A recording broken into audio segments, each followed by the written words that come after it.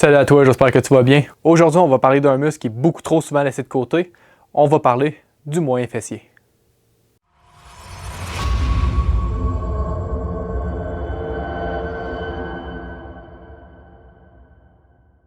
Avant toute chose, on va faire un retour sur les fonctions du moyen fessier, savoir à quoi il sert et pourquoi il peut être faible, justement.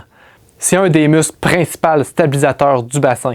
Fait que tout dépendant de ton activité physique, de tes loisirs, de ta job, peu importe si c'est sédentaire ou si c'est très actif, il va avoir une charge plus ou moins importante sur ce muscle-là en tant que tel. Fait que si je prends un score ici pour démontrer le muscle, c'est un muscle qui va commencer dans la crête ici pour aller jusqu'au trochanter. Fait que ses fibres vont être comme ça ici, puis il va servir de mouvement d'abduction au niveau de la jambe.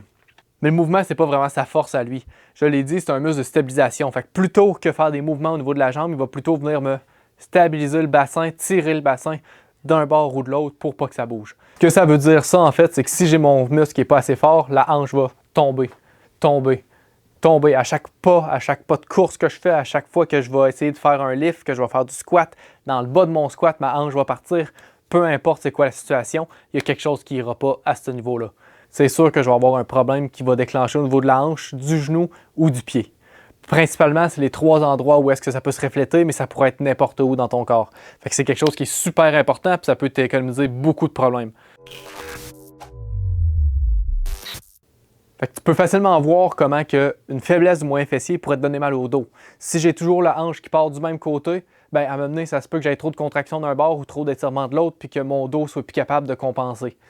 Le dos, c'est facile. Tout le monde va avoir mal au dos dans sa vie au moins une fois, c'est sûr et certain. C'est la maladie du siècle, pas pour rien qu'on l'appelle comme ça.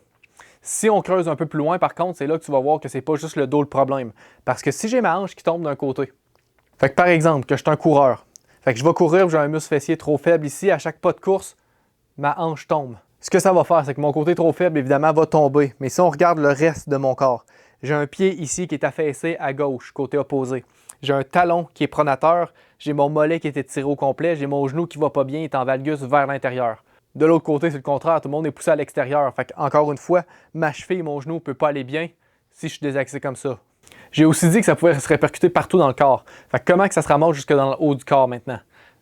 On reprend le même exemple. Coureur, hanche droite, trop faible. Fait qu'à chaque pas de course, ce que je vais faire, hop, la hanche tombe, puis je suis plus porté à avoir une légère torsion dans mon mouvement de course. C'est des trucs qui sont très fins, très légers, mais quand ça arrive au bout de 1000 pas, 10 000 pas, 1 million de pas, des courses, des marathons, ou juste à chaque fois que tu te lèves de ta chaise puis que tu es au bureau, puis que ça fait 1 heure que tu n'as pas travaillé, c'est probablement ça qui arrive dans cette situation-là. Fait que je vais avoir toute ma ceinture scapulaire ici qui va être portée à partir en vrille d'un côté quand que je vais faire mon pas. Mais quand c'est le temps de tourner de l'autre, ça y va pas parce que j'ai un bon fonctionnement de ce côté-là. Qu'est-ce que je me heurte présentement? C'est pas une hypomobilité, c'est pas une hypercontraction, c'est une hypermobilité d'un côté seulement.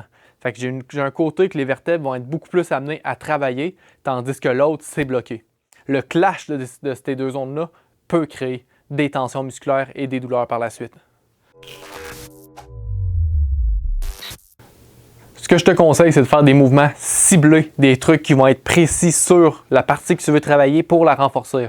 C'est pas en faisant du squat, du deadlift, du leg press ou quoi que ce soit.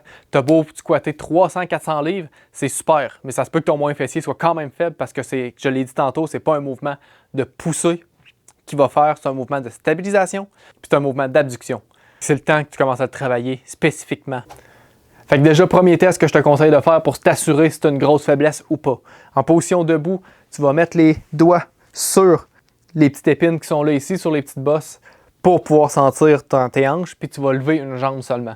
Le but de l'exercice est de ne pas bouger ni d'un côté ni de l'autre.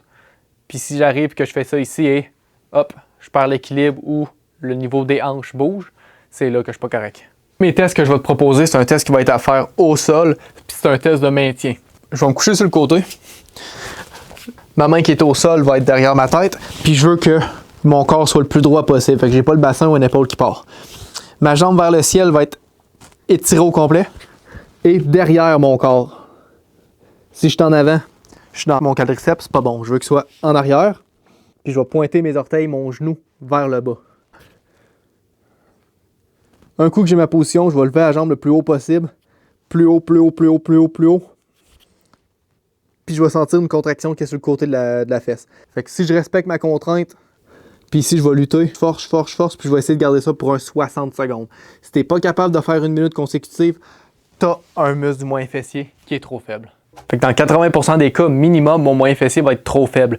Le test, j'ai pas réussi à le faire. Qu'est-ce que je peux faire à partir de là? Ben, je vais reprendre mon test, mais je vais le faire en forme de training.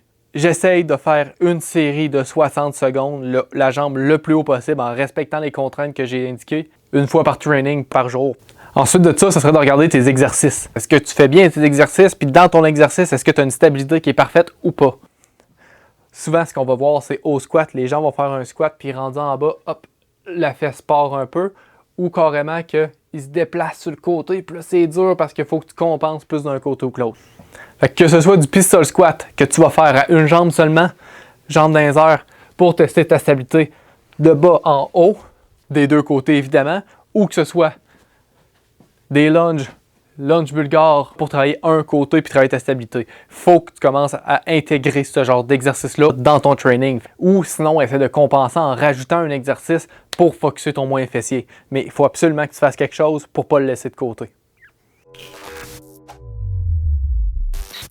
Dernière chose, j'en ai parlé tout à l'heure, un moyen fessier faible va souvent entraîner une douleur au bas du dos, au genou ou sinon au pied.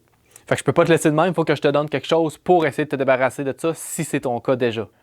Quand que je parle de douleur au bas du dos, ce que je veux dire, c'est la douleur qui va être en dessous de l'os qu'on a ici. Quand on se penche, on sent bien les deux petites bosses qui sont là.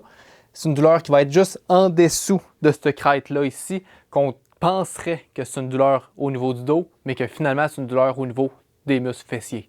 Fait que si c'est ton cas, je te suggère fortement de faire l'exercice suivant, qui va être le même test qu'on a fait au début, mais sous forme de massage cette fois-là.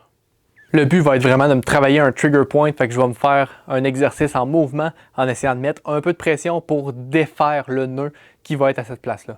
Fait que dans le même principe de mon exercice que de tout à l'heure, je reprends la même position pour faire le même exercice, sauf que cette fois-ci, je vais venir mettre mon pouce directement où est-ce que ça travaille. Donc, en dessous de ma hanche, en dessous de l'os, juste ici, quand que je vais lever, je vais sentir que ça force. Fait que je vais mettre le plus de pression possible sans trop me faire mal à cet endroit-là